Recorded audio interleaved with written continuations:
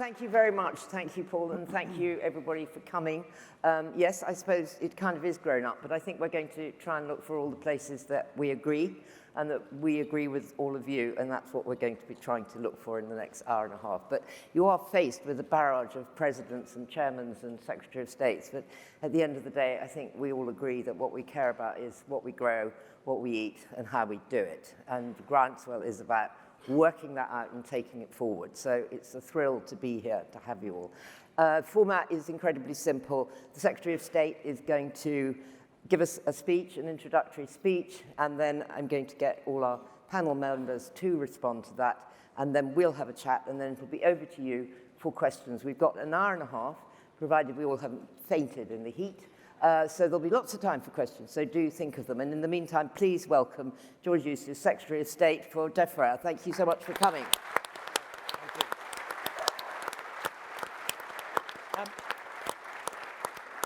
Thanks very much, Rosie. And can I just start by thanking Paul Cherry and the organisers of Groundswell. I came to this for the first time last year, but it's amazing to see such creative thought, such new ideas being pioneered, new agronomic techniques, or in many cases, of course, a rediscovery of old agronomic techniques that we let go of many years ago. So great to be here today. And I wanted to start by saying, sort of admitting really my great fear with this journey that we're on around our future policy. And my own officials will be very aware of this. And it's that we might have something that's conceptually very good, that works, is the right thing to do, but that something will go wrong on delivery. And there's a reason for that, and that is because the ecosystem and our environment doesn't always play to the rules that we set for it administratively from the centre. It's complex. I've always said that every agriculture minister or environment minister comes in to Defra with plans for the environment. And one of the first things they need to learn is that the environment's got plans for them too, and they're not always happy plans. And so for me, it's really important that we change the way we run the schemes, creating the space for innovation, the space to trial new things, the space to adjust things and tailor them to an individual landscape and even an individual farm. And look, I don't want to dwell too much on what it was like being in the European Union. I think we spent quite enough time arguing about that for 4 years, and it was very divisive. But I wanted to just say this. I was a minister for 3 or 4 years when we were in the European Union, and every single day of my life, I was confronted by officials and lawyers in the department about something called disallowance risk. And anything we said, let's try this, let's do something differently, let's cut back some of the paperwork, let's try to simplify things, we would always come up against this disallowance risk, and disallowance was the EU penalty regime against national governments. And you know, our lawyers weren't making it up. They used to come in looking very worried every time I had an idea and try to persuade me that we shouldn't do it. Now, they weren't making it up because every single year the UK government was fined £100 million for not filling out things the right way or recording things the way that EU law required. And we've got a great opportunity now, you know, to do things differently, to have a different approach. And I know often it's said that farmers need to change. We've got this challenge of net zero, we've got the problems of biodiversity, we need farmers to change, is often the cry. But we also need the government to change. We also need the way that government agencies interact with farmers to change. And now that we've left the European Union, we're free to do that for the first time ever. And you know, at the beginning of this year, I had something that was really encouraging. And that is, a farmer said to me that he had been involved with the Farming in Protected Landscape scheme. And he and a number of others since have said, it is the best scheme that Defra have ever run. And that for me is encouraging because it's also the first scheme that Defra has ever run on its own terms without trying to rubber stamp and implement an EU scheme. And what did people like about farming in protected landscapes? Well, they liked the fact that it was very flexible and that a farmer would have an idea for something that would work on his holding in that landscape, or a group of farmers would come together and they would then talk to an advisor from Natural England, and they would work out, you know, what could be done, what might change.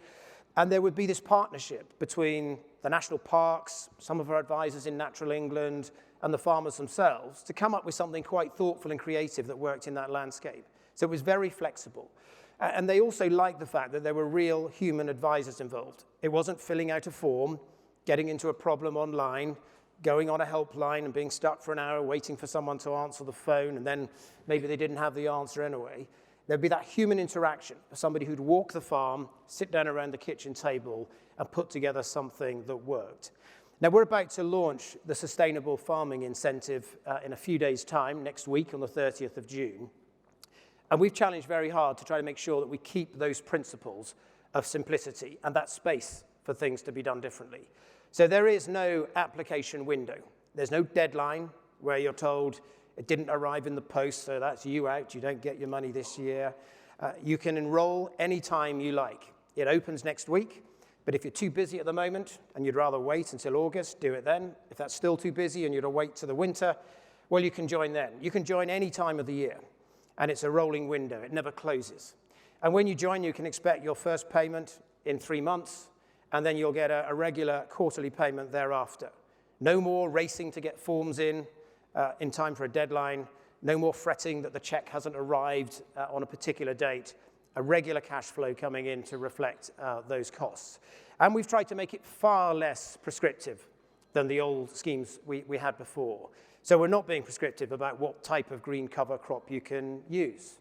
I always remember visiting a Natural England field officer involved with the countryside stewardship schemes who said that in their landscape, that the flower mix that worked for field boundaries and that would work on those chalky soils in Sussex actually wasn't prescribed centrally. And he said that the view was that it was so much effort to try to get permission to vary from the national rules that have been set down to abide by EU law, so prescriptive that actually it was better just to say it's more trouble than it's worth, let's not bother. And what we've got to do in all these new schemes is keep that flexibility. Now, we've started with soil because soil is absolutely at the heart of successful, profitable farming. And it is also, if we get things right, the first part of our ecosystem that'll start to recover. So I have farmers who've adopted min-till or no-till systems. They find that within just 3 years, the earthworm population can as much as treble. And so we know that the soil reacts quickly, and we know that soil is absolutely central to successful farm production. That is why it's where we're starting with the first module of the SFI. But it is only the first module. So next year, we are planning additional modules on nutrients, which will build on the work we're doing on soils and help farmers deal with the cost of synthetically manufactured fertilizers at the moment. There will be a standard on hedgerows, because hedgerows are probably the single most important ecological building block in our farmed landscape, and managed well, they can be a space in which nature can recover. And finally, and I want to say a bit more about this today, there's going to be a module on integrated pest management. Now, when I was at Agriculture College in the early 1990s, this was said to be the coming thing, integrated pest management, where we would gradually reduce our reliance on synthetic chemical pesticides, using other natural predators, other agronomic techniques in conjunction with chemistry was seen as the big coming thing. But it's been slow to come of age, slow to realize that potential. And what we want to do is to bridge the risk and help farmers manage the risk of embracing some of these techniques. And you'll see here at Groundswell some really exciting demonstration projects of where integrated pest management can be done really well. You'll see demonstrations around companion cropping. And there are a lot of people now pioneering the use of buckwheat mixes going with arable crops in order to manage, for instance, the pressure of cabbage stem weevil in oilseed rape. And having the right kind of buckwheat mix going in with that OSR crop can actually confuse the pest and reduce the pressure. When it comes to intercropping, there's some quite interesting work being done about blending seed varieties so that you give them more resilience against pests and prevent pest pressure from building to those peak levels that you sometimes see in commercial situations. Some very interesting work being done there, and also some work being done, for instance, to have a feed wheat and pea mix to create forage for livestock that can reduce pressure.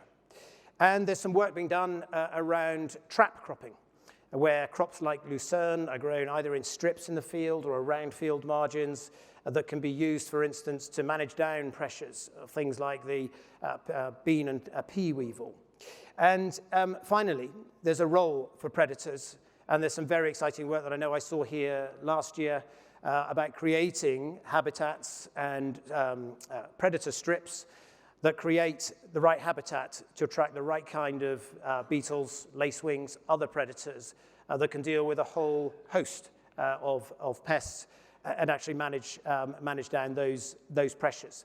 So integrated pest management, I think, has come of age. There's a great opportunity to take it forward, but there's a risk to farmers in engaging with it.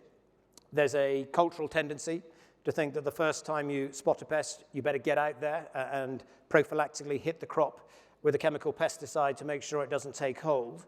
And a lot of the culture behind integrated pest management is the patience of giving natural systems the chance to get on top of a situation.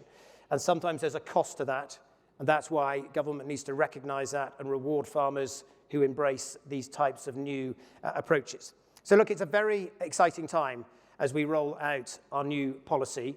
The policies we're rolling out are going to be supporting precisely the kind of new agronomic techniques that all of you will be seeing today and many of you will be engaged with.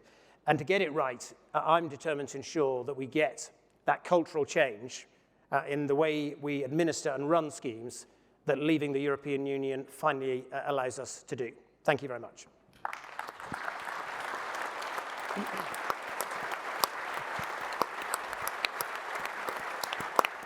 Thank you.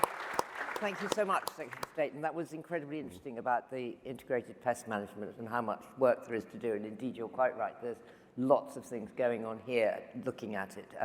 But it is a really risky time for the farmer to swap from one to the other.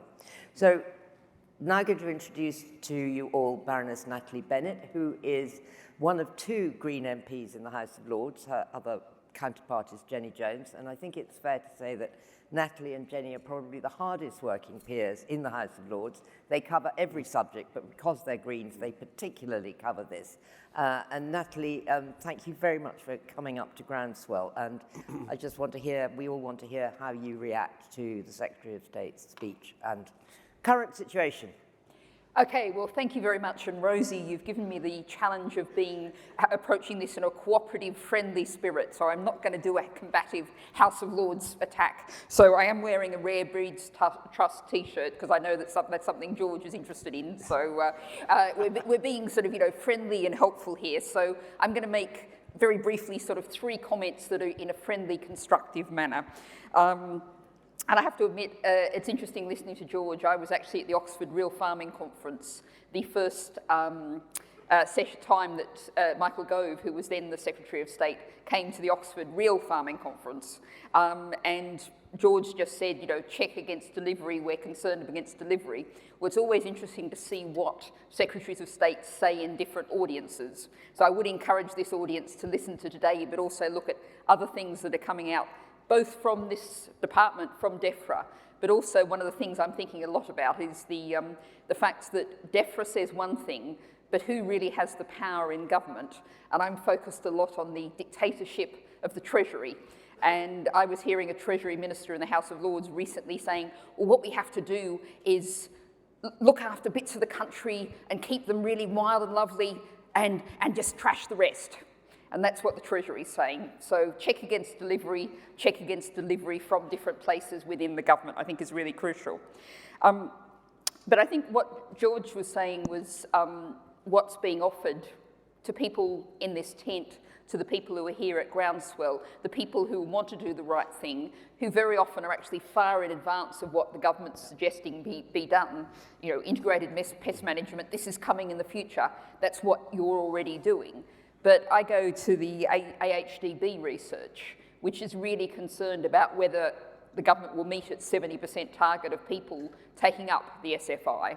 And this is one of the problems. A session I was at this morning, People were looking at the huge range of outcomes. An agronomist was graphing both environmental outcomes and yield outcomes, and just looking at the total scatter across the graph. And so the whole government approach at the moment is saying, you people who are keen, adopt and follow us and join with us. But what about the rest? And if we think about the state of our biodiversity, the state of our nature, the state of our carbon, we really have to think about the whole of the countryside, not just part of it. And I think many people, I suspect, in this tent were in this same tent yesterday listening to Henry Dimbleby. And I talk a lot in the House of Lords about the need for systems thinking and joined up thinking. And what Henry Dimbleby was saying was that he thinks on nature the government is at least heading in the right direction. But food, and that's what most people in this tent are doing, is trying to produce healthy food feeding the nation. And we're just not making the progress on food policy. And the food strategy, somehow mysteriously, the white paper, all the health got shoved out of it. How you can separate food and health, I really don't know. But what we need is that joined up thinking, and we really need to see Defra being a more powerful department. And I know in a way that's not, George, in your hands, but we need to all get behind Defra. And so I'll finish with a thought for the people in this tent, that the only way we're going to make, why is Defra not the most important department of government? And the way we're going to get towards that place is if, and this is something I say to every audience I speak to, you have to make politics what you do, not have done to you. So the power of Defra, the influence of Defra, isn't just in George's hands, it's in the hands of everyone in this tent and every farmer in the country and everyone who eats food in the country, which is everybody at all. Thanks, Rosie. Thank you.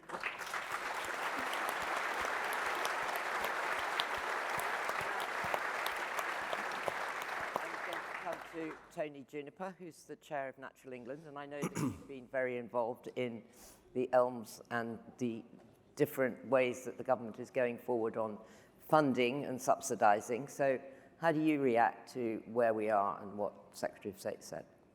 Thank you, Rosie. I think this is an incredibly exciting moment. I was just reflecting as I was coming over here this morning that it's literally 30 years ago this month that I came back from Rio de Janeiro and the Earth Summit, when we had these massive issues of biodiversity loss and climate change placed on the global agenda. And, to be honest, we've kind of gone in fits and starts, but mostly quite slowly.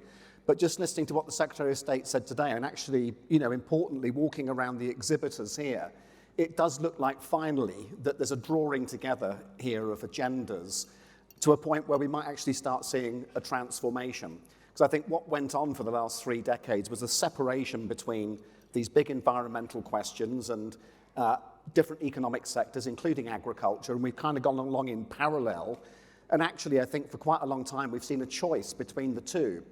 Is it food security we're pursuing, or is it nature recovery and net zero? And of course, it's vital that we do the both together, especially in a country like England, where 70% of the land is in different kinds of food production. So drawing these things together so that we can simultaneously produce food, catch carbon, adapt to climate change, recover the nature, clean up the rivers, and maintain food security and public health at the same time, that does seem to be the conversation that we're increasingly having. So I'm delighted to hear what was said this morning. And at Natural England, I think one of the most important jobs that we do is to work with government, not only on the design of the policy, but the delivery. So as Secretary of State said, our advisors working with the farming community, helping them understand the opportunities they've got to be doing more on these subjects. And crucially, and as was said earlier a moment ago, the Farming and Protected Landscape Scheme, I think, is giving us a great set of examples around the importance of flexibility and also the focus on outcomes, because prescriptions like, plant this wildflower mix and cut on, this date doesn't really work. What we need to do is to be thinking about the outcomes, increase populations of birds, increase populations of insects, and doing that in a way which is working with the grain of the farm business. Because, you walk around the landscape and no two farms are the same. And in fact, two halves of a field might be different. And being able to work in a way which recognises that complexity is critical. And one of the things that we found at Natural England is having advisors who can work with the farmers to reflect that complexity and build it into the farm business is one of the ways in which we're going to succeed. But I'm very excited about where we are, and just walking around the exhibitors here, and you can see a convergence between what people are doing and what people are thinking and what they're innovating on, some incredible technology, merging into this agenda about how we bring back the nature and cut the carbon. So I'm very excited and very positive. Good, good. Minette. Are you? This is Minette Patters. I'm taking a leaf out of Natalie's book and on very best behaviour today, because You all have permission to fall off that in about 10 or 15 minutes, but let's try. It's just brilliant to be here. I've heard so much about Groundswell over the years. You know, I'm always introduced as the president of the NFU, but I'm a farmer. I'm a tenant farmer in South Wiltshire on a pretty small farm compared to my predecessors. So we farm only 300 acres. We're predominantly beef, but a mixed farm, and we have a wedding venue as well, which doesn't, I have to say, always work that well with being a farming operation. But look, I just want to pick up in the first instance on what the Secretary of State says about the European Union, and also what you said about government needs to change. Now, I know we are incredibly lucky to have George Eustice as Secretary of State in Defra and Victoria Prentice as Farming Minister, and indeed Richard Bennett as well, and they're all here today. But the point that George made, government needs to change, my goodness, it does need to change. I was out in Brussels last week. It's not the farmers. It's not the farmers.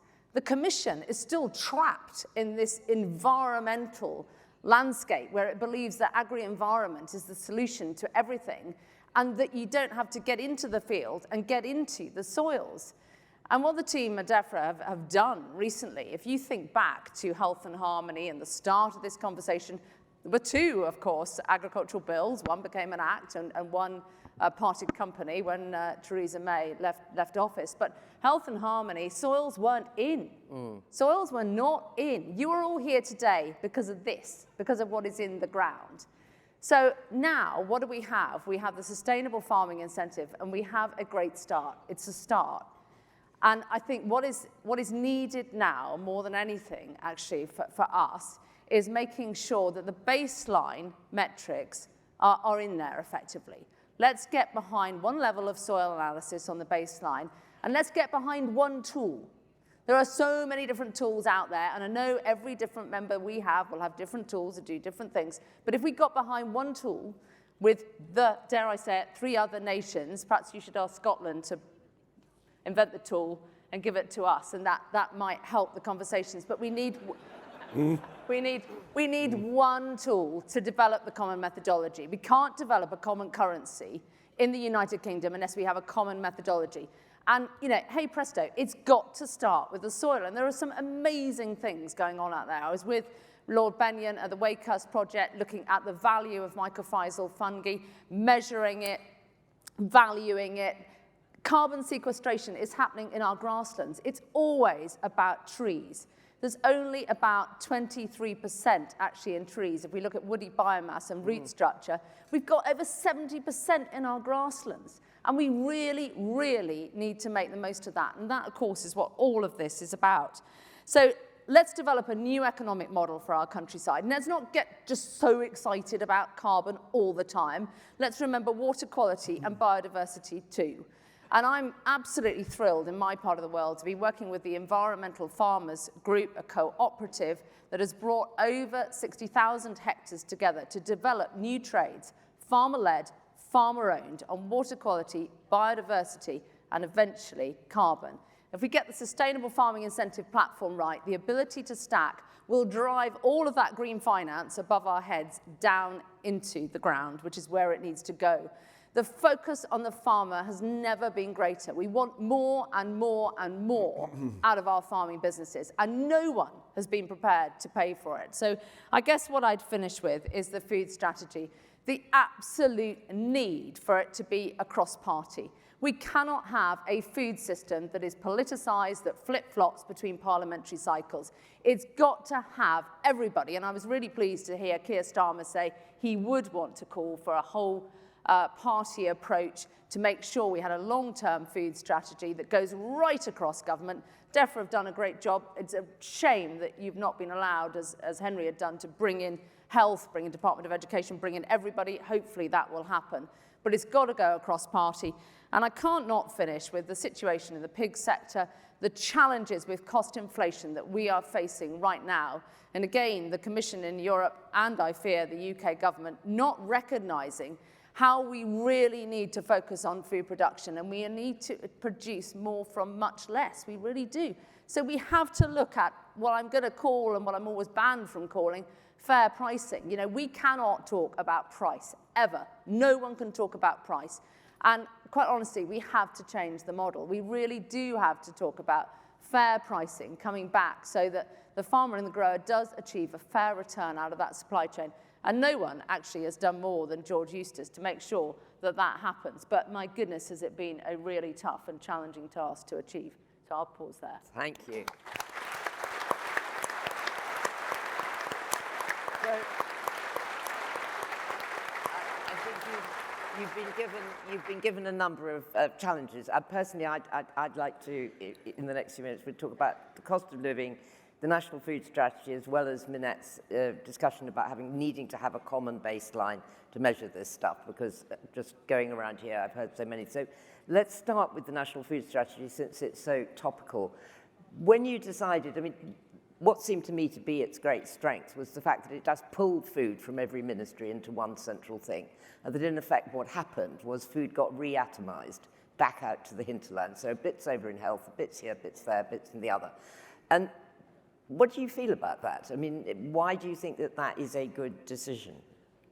Well, I don't accept it is what happened, because if you read the report, there's a huge section in there around health and the obesity challenge, and it sets out the work. Moving it to another place, effectively. No, it's not being moved anywhere. It's reflected in the strategy, and we are introducing, you know, some quite controversial, but nevertheless, point of sale restrictions on certain foods that are high in fat, salt, and sugar. That'll take effect in October. That's already driving some reformulation in food manufacturing. So ice cream manufacturers, crisp manufacturers, all working now to get their goods at the right side of the line so they can be displayed in the aisle. The only thing that was delayed was the ban on promotions on food. And to be blunt, at a time when food prices are rising, we just didn't think it was the right thing to be doing at this moment. And it's also the case that there are some fantastic examples out there, like the Veg Power campaign, the sort of Eat Them to Defeat Them campaign that's been very successful in promoting veg and getting young children to eat more. We want to make sure that it's a balance, actually, where we're incentivizing that sort of positive work as well as looking at this. So that's the only area that was paused. Every other element's been taken forward, and there was a big section on obesity in that report. So, I mean, don't believe what critics would always say is what I would argue. Natalie looks like she might like to come in. Well, I really would invite you, if you haven't looked at it, there's a bit of sort of linguistic confusion here, because there's Henry Dimbleby's brilliant food strategy, and then there's the government's food strategy. And if you haven't looked at the government's food strategy, which I can tell you is far, far shorter than Henry Dimbleby's one, it won't take you very long at all to read. But if you look at paragraph 1, it talks about the food sector as being a large manufacturing sector. That's where it starts. Paragraph 2, we get to some actual food products. The first food product mentioned is Scotch whisky. Then we get to Cornish clotted cream and Melton Mowbray pork pies and a few other things like that. And this is supposed to be a strategy of what people eat in Britain. Where is the fruit and vegetables, particularly the vegetables? And there is a section on that, and it talks about vertical growing and lettuces and tomatoes in greenhouses. That is what's written in the food strategy. You don't have to believe me. As I said, go away and look at it. It won't take you at all long to read, and it is incredibly thin, and it is incredibly just intellectually confused, I'm afraid. Can I just go, because I completely reject that. The strategy that we wrote covered themes that Henry Dimbleby didn't cover at all in his own review of the food system. So he focused very much on net zero and very much on obesity. He had nothing about levelling up agenda and the role that the food industry plays towards balanced economic growth in this country. And we've got a food manufacturer in every part of this country, and they create employment and they do research and innovation. We should celebrate that, and our strategy did recognize that, and that was an omission from Henry Dimbleby's original report. And of course, we also talked about the importance of food security, because domestic food production does give us national resilience, and that's important. Again, that was an area that wasn't covered in great depth in Henry Dimbleby's review. And if you look at Henry Dimbleby's report, it was a very long, detailed, but very cogent analysis, and we accept that. We said it's good analysis, and we agree with the vast majority of that analysis. But if you look at the recommendations at the end, we are pretty much doing every single recommendation he made. Okay, Minette wants to come in.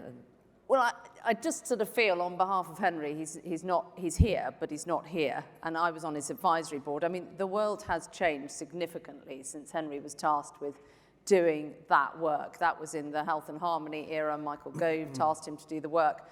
And I might add, on the point on food security, I have been berating this fact on food security and food production ever since the referendum, effectively. So it's great to see, and this was what I said in response to the food strategy, but you, Defra, government, were not taking food security or food production seriously either. So at the start of Henry's work, as I say, it was in a previous life. And, the Prime Minister said to me the other day, I'm so sorry for Build Back Beaver and not talking about food production. So finally now we are talking about food production, but we've got to make it work, and we've got to end this sort of adversarial approach and come together to make it work, because the bickering is just tiring, exhausting, and achieves nothing for no one. So let's really take this forwards. Tony, thank you, Minette. I think that's really important what you said, that we need to take it forward together. Very much agreeing with Minette on that last point, and then thinking that the way to be able to do that and get beyond the differences of opinion and the kind of getting bogged down in the different interests is to recognise that it is literally a food system that we have to look at rather than any one element of it in turn. And I think one of the great breakthroughs that Henry Dimbleby made was to draw together all of these different elements of food production, global trade, obesity and health, cost, nature, climate change, and to paint a picture of how the system might evolve into a place that would be literally sustainable for the future and also for the people who are involved in it, especially the farmers. And so taking that system-wide view, I think, was a step change, and the government's response did pick up on one really important part of what Henry Dimbleby proposed, which was to couch the system in the context of a wider land use view. Yes, right? I was just going to come to that. Because this is quite a small country, 130,000 square kilometres, 55 million people, and they want an awful lot out of that land. One thing we want, of course, is food. Another thing we want is bioenergy, actually. We want water. We want other forms of energy. We want infrastructure, railways and roads and airports. We want housing. We want industrial spaces. And we want to recover nature, and we also want to catch a lot of carbon and adapt to climate change, all on the same land. And so one of the things that came from Henry's piece was a need to step back and look at that wider set of demands on the land, and a land use framework is one of the things that came through in the government's response, which I think is really important. I was going to actually come to it as my next question to you about the land use framework and how difficult it will be and how's it going to play out. I understand you're going to be being helped by a House of Lords committee. Well, I think there's a House of Lords committee that's simultaneously looking at these issues. The point on land use that I make is there's not a direct correlation between agricultural output and the land that is under agricultural production, or indeed a certain type of agricultural production. Yeah. So around 35% of our agricultural output comes from sectors like pigs and poultry and horticulture, which use virtually no land, about 4% of farmland. You then have roughly 60% of our agricultural output coming from about a third of agricultural land. And at the other end of the scale, if you look at, for want of a better term, the more marginal 10% of land in some of those more marginal landscapes, well, that only produces about 2% of our food production.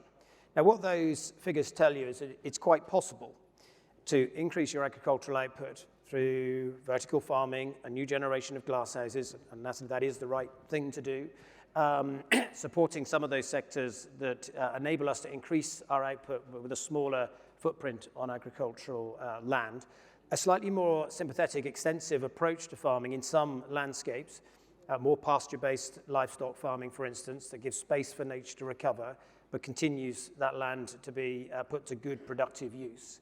And yes, at one end, some land use change, where you would get some woodland creation, peatland restoration, and it is quite possible to be able to do all of those things once you understand the fact that there's not a direct correlation between land area and agricultural production. Yeah. I mean, I think nobody would dispute that this is a really important thing to do. What makes me worried is how long something like this takes to do. I mean, we're at the beginning of it. Even if we've come up with a plan that everyone agrees on, you then have to implement it, which is very difficult. And meanwhile, we're looking at a 2030 target for 50% reduction. There will be new targets that come out of the Biodiversity Conference in Canada later in the year. Are we in any way running hard enough? Well, we're not delaying anything, waiting for the publication of the land use strategy.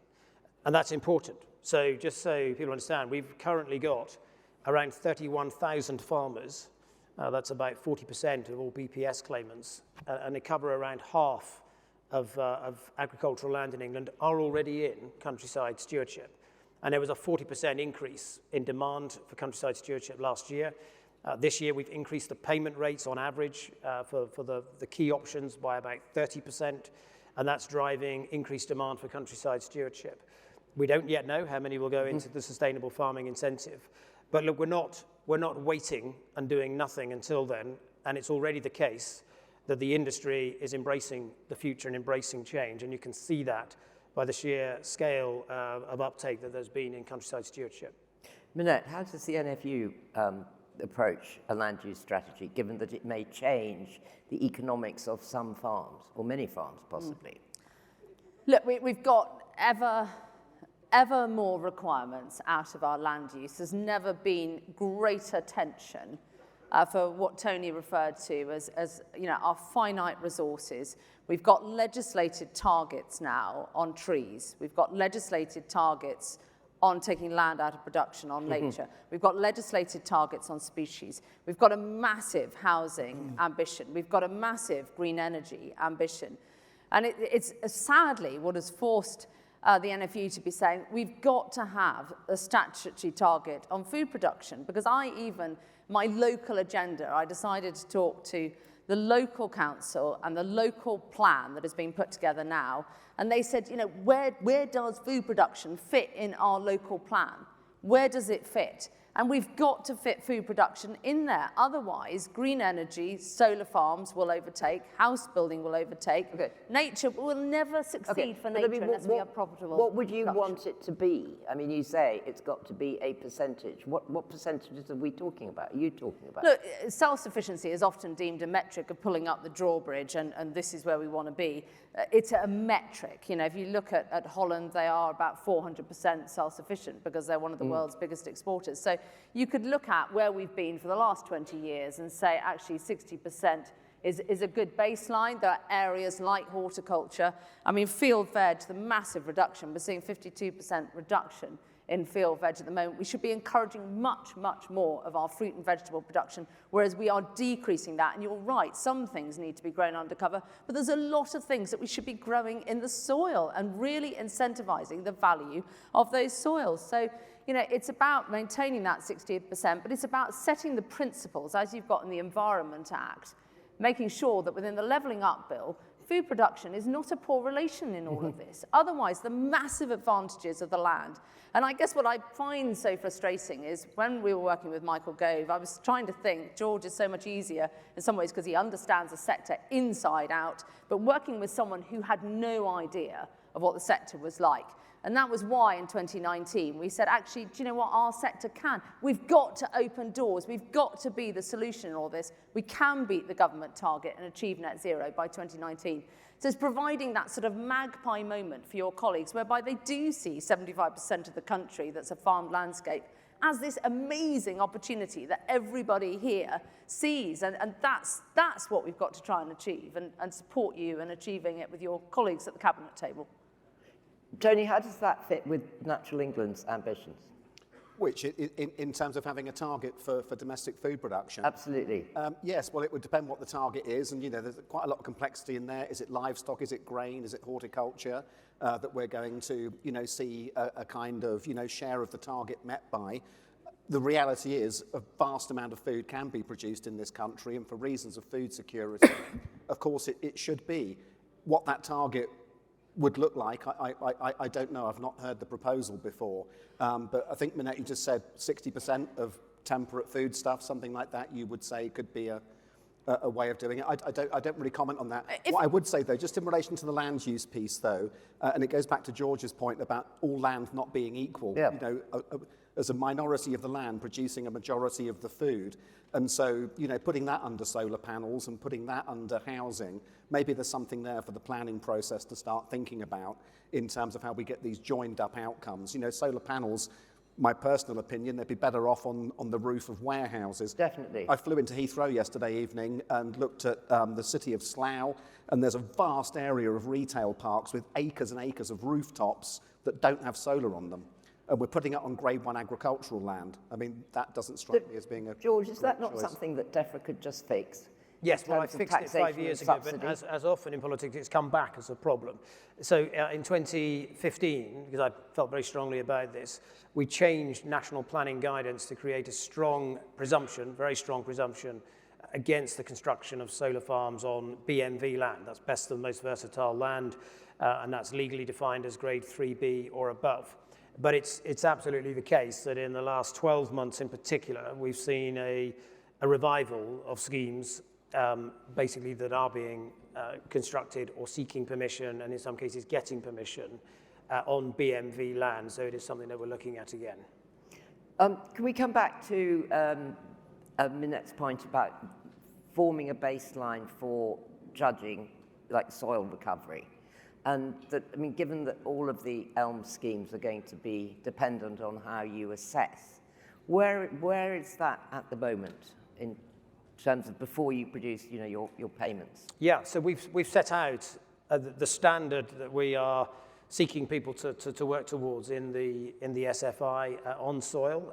So doing some testing for organic matter content in particular, because that's what we want to do, is to get more carbon and organic matter in the soils.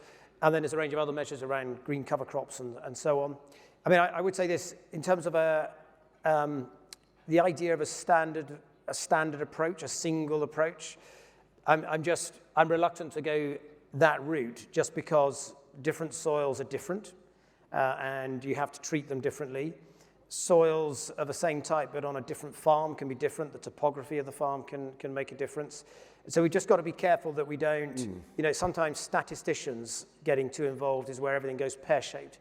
And you've got to understand that the ecosystem is a holistic thing. And sometimes people are so obsessed with measuring everything that they can't see the wood for the trees and nothing makes sense. And it's actually only when you step back and start doing the right kind of agronomic techniques and recognize the interconnections between bits of our environment, recognizing that different soil types will behave in different ways and the interventions you need might be different. It's only when you learn to respect that you can actually get results. And that's what we've discovered in all of our previous work on agri-environment. What did you want to say? Well, what frustrates me, we have at home, as everybody here will have done, spent a lot of money, field by field, measuring what we've got into the soil and taking out those measurements. And the danger at the moment is, dare I say it, that the Wild West, the desktop analysis are out there. And if we don't own this, if farmers don't own this and they don't own the soil that it is in, others, the desktop analysis, will steal this and rob this, and yet again, private equity will head off into the sunset with the value of our soils. And we can't allow it to happen. I'm sorry, I feel really passionately about it. We've got to own it. Yeah, I couldn't agree with you more. I think it's a very scary thing in which a lot of people are going to make a lot of money unless the government's on top of it from the word go. Natalie. And I think we can look to other sectors of the economy, other sectors of our society, and see the great danger of financialisation. We've Yep. seen financialisation of our care homes, which now return to hedge funds 12 to 16%. Well, what about the annual water return. systems? The privatisation of water, which is now paying dividends into offshore. So there's a huge problem. And another event I was at this morning, people are greatly concerned about our supermarkets and our multinational food manufacturers. They want to cut their Scope 3 emissions. They want to take the benefits, take it away from farmers, and they get all the benefits. And farmers are back down in that single-figure percentage benefit from anything that they're doing. And that's got to change. Yeah. Can we just take a short diversion into the river companies? The water companies and the levels of sewage that are in our rivers at the moment? What's going to happen? We took, obviously, action through the Environment Act. And in fact, when I first became Secretary of State, we drafted a new policy statement for Ofwat to guide their approach, which is basically going to put way more emphasis on reducing CSOs, those combined sewage overflows, so-called storm overflows. We're bringing forward as much investment as possible, so there'll be £2.5 billion worth of investment into dealing with this challenge between now and 2025. And we're also looking at measures to increase the technical specification of sewage work so that they more effectively take phosphates out.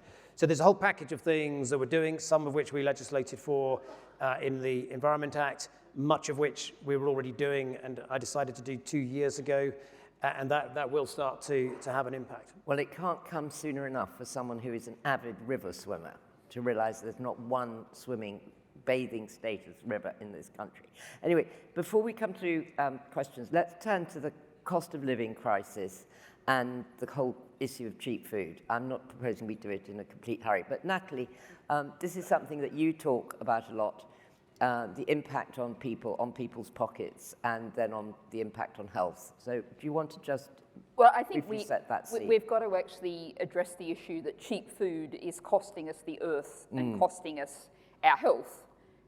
But the fact is, lots of people can't even afford that cheap food now. Food banks is one of the country's great growth areas. And so this is sort of the great green problem, really, and everyone in this room knows about systems thinking, is we actually need a society in which people have enough money to be able to afford decent food. And that's why you can't separate these issues out.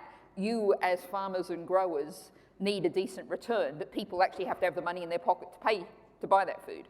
And it's all systems thinking. Again, I mean, the horse meat scandal helped to expose that in the UK, we eat twice as many ready meals on average as the rest of Europe. That's related to the fact that we had, pre-pandemic at least, on average, twice the average commuting time and the second longest working hours. So what we have really is a society that's not delivering for people, and focusing on food, focusing on farming is a really great way to say, how do we reshape this society? And, this is literally, this is Groundswell, building from the roots up. Tackling the food and farming systems is a way to really start to reshape the whole of society. Minette, how does the cost of living crisis impact in terms of the way you see food production moving forward? Well, these inflationary challenges were already driven by leaving the EU, developing friction that was always going to happen, and in the end would settle down. The global pandemic drove more cost inflation, and then the war in Ukraine has driven unprecedented cost inflation. And it's sort of unique inflation, because taking Russia and Ukraine out globally means that you've created a gap. Now, we are incredibly lucky in the UK because we have the climate and we can do something about it, and we're a relatively wealthy nation, so we can do something about it. A lot of parts of the world can't, which is why you face a crisis in North Africa and the Middle East, and why David Beasley said the World Food Programme is making this decision, potentially, if the world doesn't come together, about who lives and who dies. And that has to be avoided. And I would say the UK government has to put as much energy into leading the global discussion on food as it is to putting defence into Ukraine. They are two things that need exactly the same forensic attention. And then we look at the marketplace here. And, you know, the reason we have the third most affordable food in the world, third only to Singapore that doesn't produce its own food, but the US in number one slot that has the most interventory marketplace in the world. They have completely the opposite form of competition law to what we have. What we have is a gold-plated form of what they had in the EU, which means it is against the law to talk about price. I can't talk about it, George can't talk about it unless he revokes it and has a conversation as he did in COVID and government could talk about price. We can't talk about it. So how can you run a business when you can't talk about price? So we've really got to look at how do we achieve affordable food for everyone? How do we avoid a two-tier food market where practically people on lower incomes end up having to buy food that is imported at a lower standard that doesn't meet our standards? We can't allow that to happen. And we've got some great models out there in the world of retail, actually, where they are looking genuinely at cost of production. So when the cost of production is going up, the price back to the farmer and the grower is going up. But they're minuscule. Less than 15% of farmers and growers have those sorts of contracts. So I'm afraid, unless government is going to intervene in this cartel at the moment, we are not going to change. And it isn't really anybody's fault. It is the market. You know, you've got the discounters. Yep. They are growing 17% of market share. Tesco's has to follow them. Everybody else has to follow Tesco's. So you've got this downwards pressure on price all the time. And that is leading to the mothballing. 21%, don't forget, reduction in the pig sector. Poultry on the back of avian influenza, massively contracted, both with laying hens and poultry meat. And then you've got fruit and vegetables due to labour as well. You've got decreasing in production in them. So we've got to get this right, Rosie, because sadly, I don't think this is going to end anytime soon. It's a global problem. We can do something about it, but we need to act. But I'm afraid if we leave the elephant in the room, it will just grow larger. We have to look at how we have a conversation around fair pricing. Right. Okay, George, can you respond to the challenge? I mean, I chair Feeding Britain, among other things, Veg Power as well, and I'm very glad that you referenced that. But what I see in Feeding Britain at the moment is truly terrifying, not to mention what Minette mentioned about David Beasley's latest announcement, you know, that we literally are going to choose who lives and dies. We have a very, very serious, very acute and very now problem.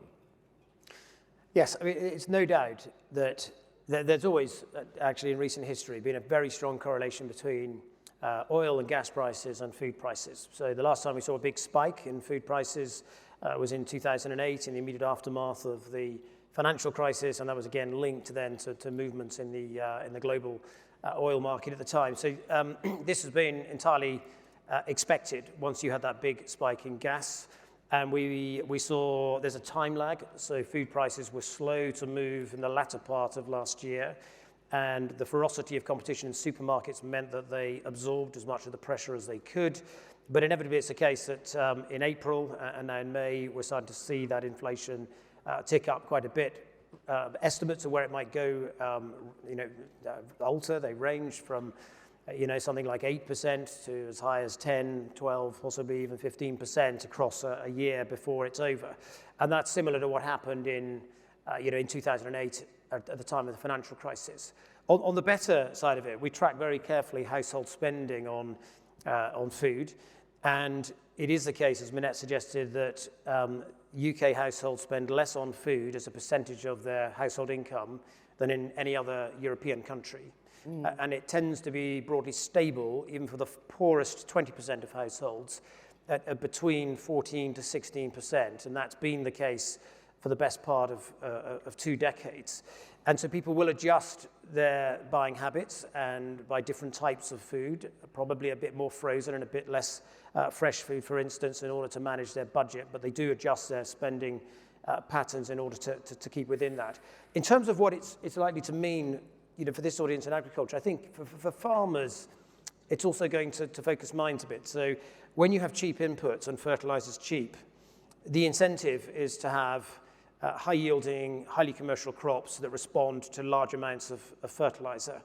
When those things come out of balance and you've got a higher farm gate price for your product and you've got much higher input costs, the incentive to actually pursue a system that's a bit more resilient and has slightly cheaper inputs through some of the sort of techniques we've talked about earlier today, gets stronger.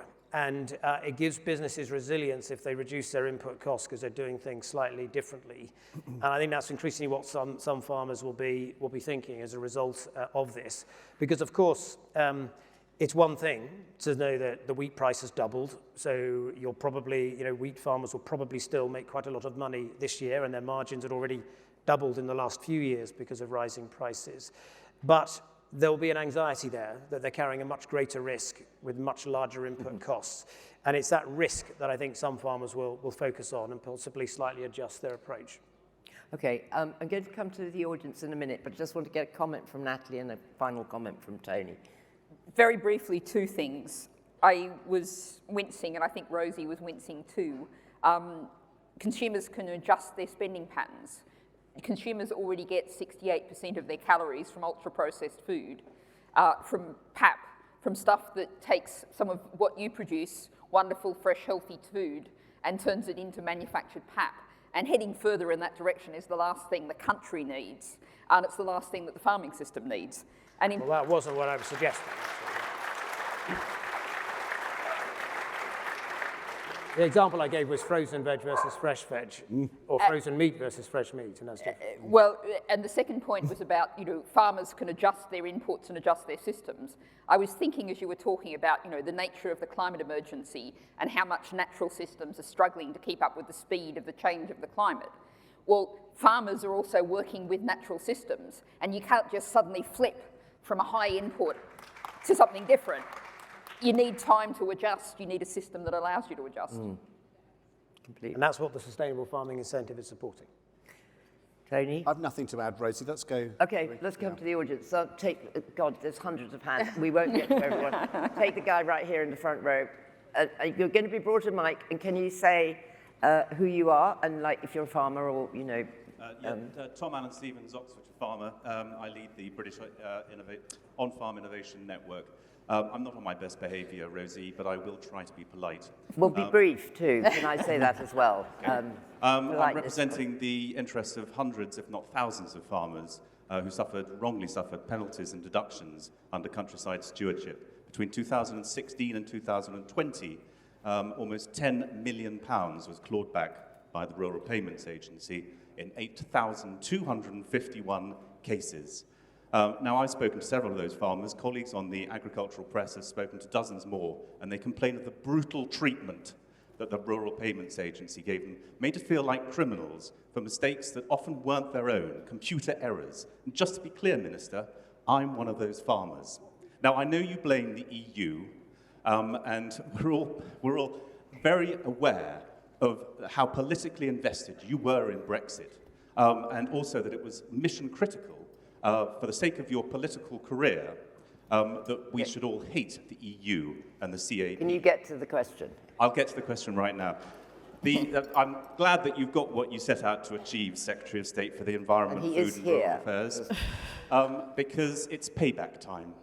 And we demand a root and branch reform of the Rural Payments Agency. Every single one of those 8,251 cases deserve a review, and the farmers compensated and recompensed as necessary. Okay. But most of all, Minister, we demand an apology. We want you to say sorry for the way you treated us and the way it made us feel.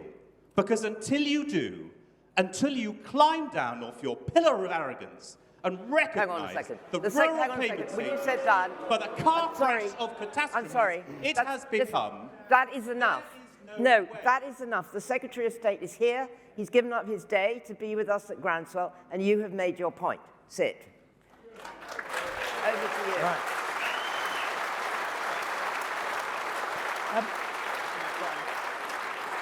Minister.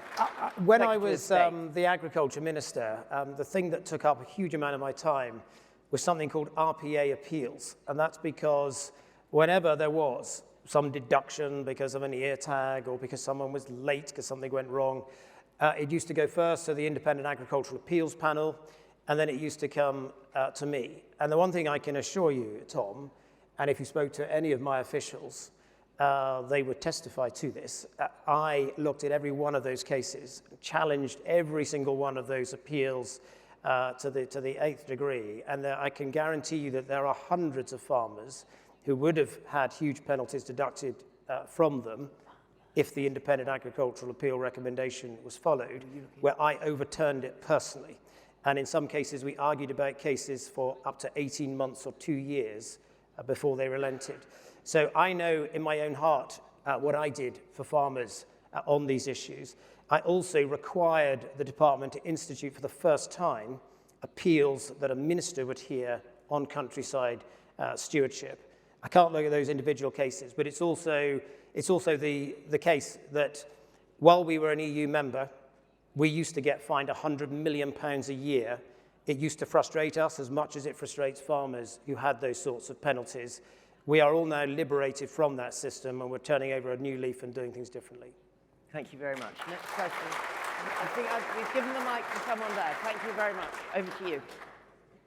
Thank you very much. Question for you, George Eustice. Secretary of State, thank you for your speech and the information on future farming programmes and the ever-changing farming practices, which is an industry we are tackling head-on. Your speech, unfortunately, didn't include the word organic practices. As an industry farming some 500,000 hectares across the UK, and as an organic farmer myself, can I ask what future and where does this sector feature for SFI and ELMS? Because presently, it's one that seems to be pushed further down the government agenda. Thank you very much for the question. So for now, obviously, there's an increased maintenance payment that organic farmers get under the BPS system. And most organic farmers would also be heavily involved in countryside stewardship schemes. And that covers the sector for now. But I've listened very carefully to what organisations like the Soil Association have told me in the last couple of years. And so there will be a bespoke organic standard under the SFI that recognises the holistic value of that system of production. Okay, thank you very much. Lady in the front there. Hello, Cindy Palmano. I'm a farmer, and also I look at climate. Given all the tensions that have emerged really beautifully from this panel, so thank you, each and every one of you. So much has been said, and thank you, George, for coming again and for showing up to answer questions and to be exposed to all of the questions that we have. So we've got the tension with private equity taking the value. We've got party political Can you get to the question, please? The question is, how do we get to the skills of system thinking that Minette spoke to? It's what's missing. We need proper systemic thinking in government. How can we get to that? Okay. Okay. Well, joined-up government's a fine thing and been talked about for a long time. But I would argue that the policy that we have on future agriculture has got a coherence to it with those three components through the sustainable farming incentive, which is all about incentivizing sustainable agricultural production. And we will never hit the targets we have on things like water quality and biodiversity unless we get some changes across the farm landscape. And then the local nature recovery component, which will build on the work that we have in countryside stewardship, which is about making space for nature on farms. And as Tony has said many times before, most farms have a small corner of the holding, a patch of land at the bottom of the field that could probably be turned over to water features and woodland or scrub and actually provide a useful habitat, and we should reward farmers for that. And then at the other end, a degree of land use change. So the direction of travel that we have, I think, is very much a systems approach for changing the way we do things in agriculture. And in fact, the approach we've set out in the food strategy brings in the role of manufacturing in that as well. Okay. Tommy. Thank you. Thomasina Myers, co-founder of Oaxaca and trustee of Chefs in Schools. You talked about pushing the banning of strategic targeted advertising of junk food to teenagers down the line because of the cost of living crisis. I'd just like to query the logic of that when more people die now because of the junk food they eat than of either smoking or alcohol, which is taxed. And also that the cost of this obesity crisis we live in this country is now costing NHS £22 billion a year. That's £22 billion a year that all of us are paying for out of our taxes. wouldn't it be more sensible to tax the junk food that is killing people and costing the NHS £22 billion a year, rather than prioritising it and accepting it's not part of the solution to food people, but rather taxing it so that the people who can't afford to eat can actually eat food that is high in nutrition, like the vegetables and fruits. We should be supporting farmers to grow. Thank you. Well, you can see that's a very popular suggestion. I disagree for a number of reasons. The first is that it's not true that we've done nothing. So we are introducing the point of sale restrictions, which are driving reformulation. It's also the case that where a tax is helpful to drive reformulation, we've done it. We did it on soft drinks. I was responsible for bringing that policy forward, and that's been a great success. And when it comes to advertising, we've paused it, and we're looking at this one again, partly because of the current context. But it's also the case that the restrictions that were proposed would not have caught, for instance, groups like Just Eat that are driving more people to eat takeaway food that generally is less healthy. It wouldn't have caught them, and it wouldn't have prevented brand advertising. So there are better ways, I think, of doing this that enable you to recognize the value of campaigns like Veg Power. And if you were to give more strength to those in the way you approach this, and we're working on some ideas in this space, then you'd actually get a better outcome overall. But the restrictions wouldn't have achieved anything over and above what the point of sale restrictions we are introducing are already achieving. Okay, I quite want to bring the rest of the panel back in on that question. Minette. Look, such a big question. It's such a massive question, and I think the real shame, and perhaps next year for Groundswell, Sajid Javid should be first on the list to come here to see what is going on and see the opportunity. I mean, the figures show it. Our national diet is shot to pieces because we face an obesity crisis, a type 2 crisis. Our National Health Service is quaking at dealing with it. And I'm the mother of type 1 son, so I know the cost of diabetes inside out. And I know how much diet matters. But we have to change, effectively, the culture of our diets. Yeah. We are throwing billions and billions. We could afford to deal with the £3 billion that everybody tells me we've got to be so careful that we hang on to it. Well, just deal with, a quarter of food waste, and the budget is right there. So, we've got to change this conversation. We've got to do something about it. And, taxation is one thing, but my God, the culture is shot to pieces. Yeah. School meals are shot to pieces. You've only got to look at the stats on the back of COVID when those kids weren't getting the one hot meal that they were getting every day. I was on the London Food Board with Rosie, and we were only saying, we're back here today. There's so much excitement. Things in many ways have moved so far on, and yet we still have this systemic problem that has to change. So great question, and the audience rightly applauded it. Tony. It needs to change. Yeah. Well, I agree very much with Minette's points there about the extent to which this is not simply a policy question, it's a much deeper cultural question, and the extent to which many of us today have got no idea where our food is coming from. It comes out of a freezer, it comes out of a plastic bag, it comes out of a supermarket that's got no connection to the soil or to pollinators or to the cycles of seasons, and people therefore have got no idea of the implications of what their choices are.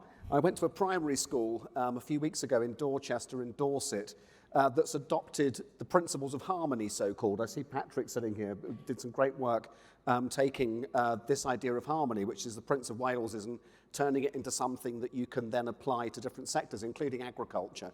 And in that school, what they'd done is that they'd installed an allotment where the children could grow vegetables, and then they'd put a kitchen in, and they had to have a big argument with the local education authority about whether they could afford the allotment and the kitchen, but they did it. And so from a very early age, primary school children are learning about food in a very direct way, from planting seeds to cooking food, and that will stay with them for the rest of their life. And that's what we've got to rebuild, I think. Yeah. Natalie, do you want to... Well, I partly agree with Tony and partly disagree in that I think we've really got to be careful of getting away from the idea of individual responsibility. Ruth Davies, who I think then was with Greenpeace, I once heard her say, no one goes into the supermarket with a trolley and says, I want to take home a whole lot of terribly unhealthy terrible food to my children to eat this week. And neither does any farmer want to grow something that is not good for people to eat, and that's the thing that gets missed. And so, the problem isn't individuals, the problem is the food system, the supermarkets, the place of the supermarkets. And, this is where the government's failure to take even these extremely modest measures. Buy one, get one free. You buy 2 packets of biscuits on the basis that's 2 weeks' supply of biscuits. Who really thinks those biscuits are going to last 2 weeks when they're there in the cupboard? They're not. So, everything is structured to push people to buy the worst stuff, and we have to change that structure.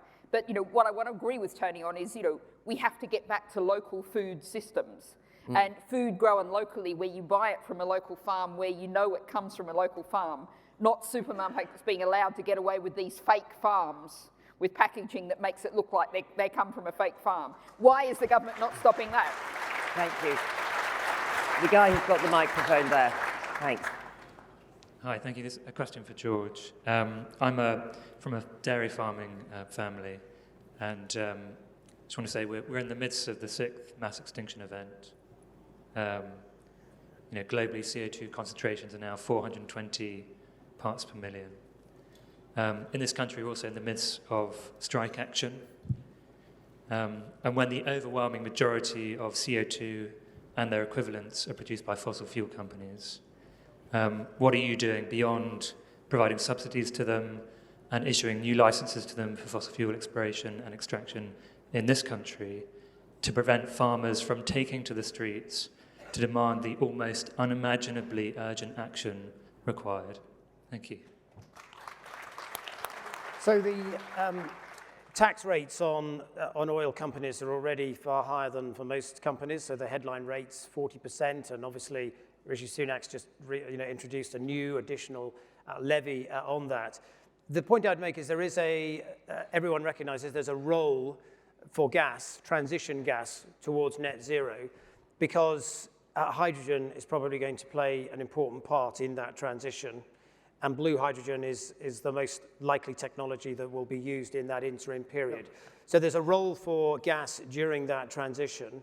And if we need to have gas, it would be better that we have our own gas rather than rely on countries like Russia to supply us with that gas. So that's the reason why it is right to have some oil and gas exploration during this transition period. But of course, we're committed to net zero. And then for the dairy industry, there's some very interesting technologies coming on here around capture of what's called fugitive methane and actually using that, bottling that methane, and often using it. There's a project in Cornwall actually that's using that methane to power tractors in place of diesel. So some quite interesting, creative, new thinking that's coming through in that space. Okay. Patrick? Patrick Holden, Sustainable Food Trust. 2 questions for you, Secretary of State George. Firstly, will you ensure that measurement of sustainability of the farming systems through the SFI is a mandatory requirement, to Minette's point, using a harmonised framework? Otherwise, we'll fall into a greenwash festival. We won't be able to measure the impact of the schemes that you're introducing on climate change or any other outcomes. Second question, I feel that Defra have fallen into the risk of dividing up the pot, the very inadequate pot of funding between different schemes. Surely the overwhelming importance is to put enough money to enable the thousands of farmers throughout the England and the devolved nations who want to make the change to a truly sustainable farming system to make it economically viable. If you don't give, it's all about the money in the end. If you don't get enough money to the farming practices rather than the bits around the edges, it's not going to happen. Okay, thank you. Yeah. Okay. On the first point, yes, so the Sustainable Farming Incentive Soil Standard, does require as part of it the assessment, testing of the soil for organic matter. So over time, we will build up a far better, far more accurate picture of what's happening. We do, of course, do some evaluations. So we've evaluated every agri-environment scheme we've had since the 1990s, from the ESA that some of you might have been involved with onwards. And so we do have, not perfect, but some reasonably good data about the types of interventions that work. And that's what's informing our future policy. So yes, there will be some, assessment and tracking, and we'll need to do that as well, not least to demonstrate progress under our environment improvement plan towards meeting our targets. So there will be some assessment of the impacts of this. And then on the funding, look, we're completely repurposing the current subsidies on land ownership towards payments for the way we support and develop environmental assets on farms and for supporting sustainable agriculture. And in addition to that money, obviously there's going to be private capital coming in as well, particularly for some of the land use options, and we're seeing that happening as well. So yes, there will be funding coming through, and we do think that this is quite a significant change from what's gone before, and will get us those improvements. Minette, how do your members feel in answer to that? Sure. I mean, I think we've all got to accept we are headed into a whole new world. We have a national debt that we haven't had since the Second World War, and we have to think very differently. But I think the really exciting thing about our sector is we can think very differently, and we can bring both the public and private sector together. So to Patrick's point, and we put the Sustainable Farming Incentive White Paper to you that had everybody, the CLA, the NFU, LEAF, GWCT, everybody said, and Sustainable Food Trust, that actually if we can put 65% of the budget into the SFI, we can really deliver change at scale. And then we can, and I'd love to know your thoughts on, which I think are essential, that we can stack public and private sector, primarily private sector, as we go up. I'm going to take the woman in the blue dress, then I come to the guy with the magazine over there. Yeah. Thank you very much, Rosie. Liz Bowles, Chief Executive of the Farm Carbon Toolkit and a sheep farmer from Devon. And my point really builds a little bit on Patrick's point. Yesterday, I was lucky enough to chair a question time on carbon, and the response from farmers in the audience came through loud and clear to your members of staff, George, about this whole area of inventory for carbon on farm.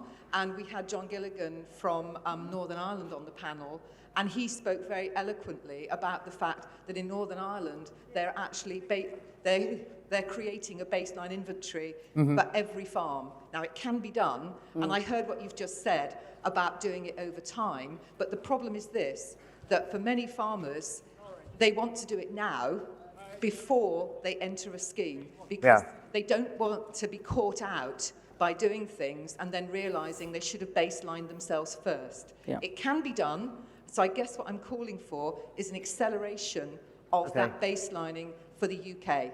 Thank you. Thank you. Thank you. I don't know.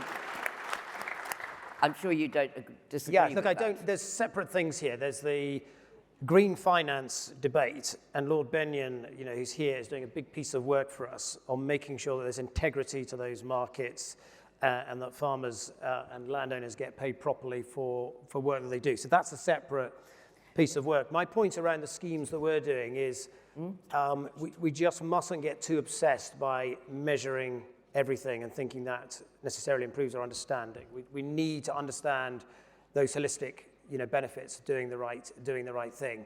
And so I'm still not quite sure what people mean by when they talk about baseline. If you mean so you don't get ripped off by a private equity company, we're dealing with that problem. Okay, let me bring Minette in. Sorry, I promised I'd behave, and I feel I'm not about to behave. Really well. You've really got another 7 minutes to get through. There is some... There is some brilliant stuff that government is involved with. So things like the Wakehurst project that I visited with Lord Bennion the other day are measuring the value of carbon sequestered in the ground, carbon sequestered in trees, and they are coming up with a baseline analysis. So that's Treasury, Bays, Defra, coming up, 4 work streams: hydrology, health and well-being, carbon sequestration, and pollinators. And they're putting a value to all of it. Incredibly exciting. But that is what we need you to use. Just parts of that, set the baseline metrics. We know it's an iterative journey, but if we don't start with the iterative journey, what I said at the beginning about private equity running on into the sunset with the desktop exercise will happen. You hold the keys on all of this to do it. You really do, and I would urge you with everything I've got to do Minette, it. should we have something like the FSA, which standardises that food isn't going to kill you instantly? It might kill you slowly, but not instantly. So where do you see, who should hold this? We should have that sort of FSA equivalent, but not if we don't get this bit right. Because No, I this get that bit is- entirely, but the FSA has got some So the rules in that food accreditation- cannot just kill you. The honest accreditation is absolutely key, Yeah. but the methodology to establish a common currency, here. if you don't start with the soil, the whole thing will fail. You apart. have to start with the soil first. Yeah. Brilliant. Okay, someone over there. Sorry. We are doing, so we are, the answer is we are doing all of that, all of I that think we work. just, everybody wants you to speed up, you know. Well, it's happened. Well, everybody here can play their part by joining the SFI that opens on the 30th of June, and through that you'll be paid to do sampling and to understand your soil better. Okay, gentleman over there. Thank you. Firstly, I'd like to thank Minette for mentioning the pig industry.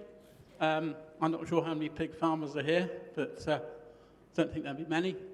I'd like to thank the Secretary of State for the work he's done for the pig industry, but I'm afraid it's nowhere near enough. We need to do more. We're still not making money, a long way from it. The other thing that annoys me intensely is when we hear about river pollution or sea pollution, the agricultural industry get the blame. The other day on Radio 4, they were saying the River Wye is polluted, it's the chicken industry. Well, I'm sorry, the way you have to do things nowadays, there's no way that it can be agriculture. I'm sure that the Environment Agency should be given a bit more power to nail all the sewage works and things that aren't working. They're just not working well enough. Thank you. Well, the Environment Agency does not have enough staff or enough resources. Yes. Sorry, Well, George. the Environment Agency has 10,500 staff, and that's more staff than the rest of the Defra group combined. So they do have enough staff, and we've increased the number of staff doing inspections. But the gentleman raises an important point, and that is the Environment Agency are currently doing quite a lot of work on many water companies around their role in these factors. We know that overall, and it depends in different parts of the country, but as a rule of thumb, for the water pollution problems that we have, both nutrient pollution and wider pollution, it's generally the case that around half of it is linked to sewage works not being at the right specification or storm overflows, and roughly half of it comes from diffuse pollution from various agricultural sources that are quite difficult sometimes to track and monitor, and sometimes are linked to sort of poor slurry managing infrastructure on just certain farms. So we know that we have to do both of these things, but if the gentleman is saying that farmers unfairly get the blame when water companies are a major part of the problem, that is correct. Okay, I'm going to take a question from here because I've been very not Richard Meredith Hardy from the Revival Association, which is looking to get water back into our Chalk River just over the hill here. In 2015, our river was classified as poor. In 2019, for some magical reason, it was classified as good. That year, the whole of the upper 5 miles of the river was bone dry. How can that be good? What was done was they moved the goalpost and put the sampling point in a completely new place where there was water coming out of the sewage works. I don't believe that is right, and can you please correct it? Okay. Yeah. So we've just changed the regulation. The Environment Agency have already implemented this, which is just to change the way they do monitoring, particularly around sewage works, so that problem is now being detected and captured where it needs to be. And that's what's leading to them taking the action that they're taking at the moment. Okay, this is the last question. The guy right here in the front, thank you. Thank you so much for this amazing panel discussion. And thank you, George. It's a lot of pressure that you're under, and I can see that the breadth of responsibility is huge. I'd just like to echo Minette's point about carbon and carbon measurement and the importance of really starting out and putting a stake in the ground and making this thing happen. Because at the moment, the confusion is huge, and we need to know how to march forward, and we need government's help. And I think there are ways that this can be done, and I think they're being done.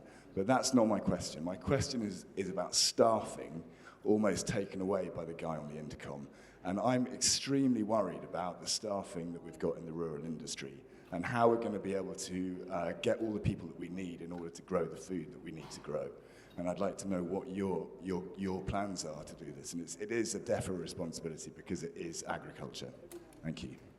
I think everyone can comment on that, but you start, and then I'll come to Tony, and then Natalie, and then to Minette, and then we will close, okay? Defra has always, from the beginning, pushed that we needed a seasonal agricultural workers scheme. We've had one since the Second World War. We've now put in place one that initially had 30,000, but we said we would extend to 40,000 if needed. We announced last week that it would extend to 40,000. And of course, that number can be revised and considered year to year, depending on need. Now, talking to horticultural businesses, that seasonal workers scheme has been quite critical to them in this current year. And I suspect it'll turn out that probably provided around half of the total labour that the sector needed, possibly even a little bit more than that. It's a sector that, generally speaking, has around 70,000 places for seasonal agricultural workers. So it's something we keep under review, but we have put in place a scheme for this year. It's obviously because last year a lot of them came from Ukraine. They haven't come from Ukraine for obvious reasons this year because they've stayed behind to fight and play their part. But nevertheless, they've managed to successfully recruit people from many other different countries. Thank you so much. Tony, do you have any final reflections on all this stuff you've heard? Well, what a fascinating discussion. We've inevitably gone very broadly into the whole debate about the future of food, inequality, public health, food security. I guess my final thought is the importance of us not forgetting environmental security in all of this as we go forward. Because when we do go into those debates about health and poverty and access to food, sometimes the environmental issues can get pushed right down. Yep. But they're not going away, they're getting worse. And the more that we let them get worse, the more it will undermine our collective security, including our food security. So as we go into this next period and try and wrestle with all of these questions, post-pandemic, changing policy, conflict in Ukraine, we must keep the environment there, otherwise we'll pay a bigger cost later on. Absolutely. Natalie, I'm sure you concur with what Tony said. Bouncing off what Tony said, and what I started out talking about, the dictatorship of the Treasury, if we can get the Treasury to understand the economy is a complete subset of the environment, there are no jobs, no economy, no finance on a dead planet, that is a huge job of work which has certainly not been achieved. But just, thank you. Just coming back to that staffing point, and the broad point I'd like to make is that I don't believe the government has really grasped the idea that we need an entire transformation of the model. And the question of staffing, can we import some people from overseas? There are lots of young people in the UK who want to start their own small farming or growing business, but they don't have access to land. And they're a labour force of people who really want to start their small independent businesses, be part of strong local economies. And I do want to put a shout out to the Sustainable Farming Trust, did a really great model of looking at how our entire landscape and farming might look different. And I do just want to pick up finally on the pig point. We had a debate in the House of Lords on Thursday on pig farming. 90% of pig farmers think they may not be in business in a year's time. They are almost all intensive pig farmers. And George said, pig farming doesn't use much land. It doesn't use much land in the UK. A lot of its feed is imported from the Brazilian Amazon. It's using a lot of land there. We have to look, as one of the questioners said, in a systems way and say, how do we feed ourselves well within the limits of this one fragile planet, in a way that gives everyone a good diet? There's enough resources to do that if we just share the land, the food, the environmental assets out fairly among everybody. Thank you. Minette. Look, I agree so much with what has been said. Tony, we have to treat them as one and the same thing. The division between environment and food will never deliver. It has to be both of them together. I just want to pick up on the water point. There was no mention, I don't think, Secretary of State, in what you said about septic tanks. Our septic tanks are antiquated, they are not up to dealing with the modern world, and we can now track and monitor pollutants. But the model is broken, completely broken. We are working with water quality with the reverse auction principle. So it will never change while we continue to operate like that. So when I talk about new trades and a new economic model, I mean new trades in water quality, new trades in biodiversity, which, by the way, becomes law next year in 2023, and new trades in the carbon credit market. So we have to change it. We have it within our ability now to trace pollutants and monitor pollutants. We know agriculture is a part of, but it's a part of, and it's a much, much smaller part than it ever used to be. And it can be a non-existent part if we get the other bits right. But we've got to be able to trace, and we've got to be able to create this new economic model. Because if money doesn't come back in to deal with water quality, and we continue to work with the reverse auction model, it will never work.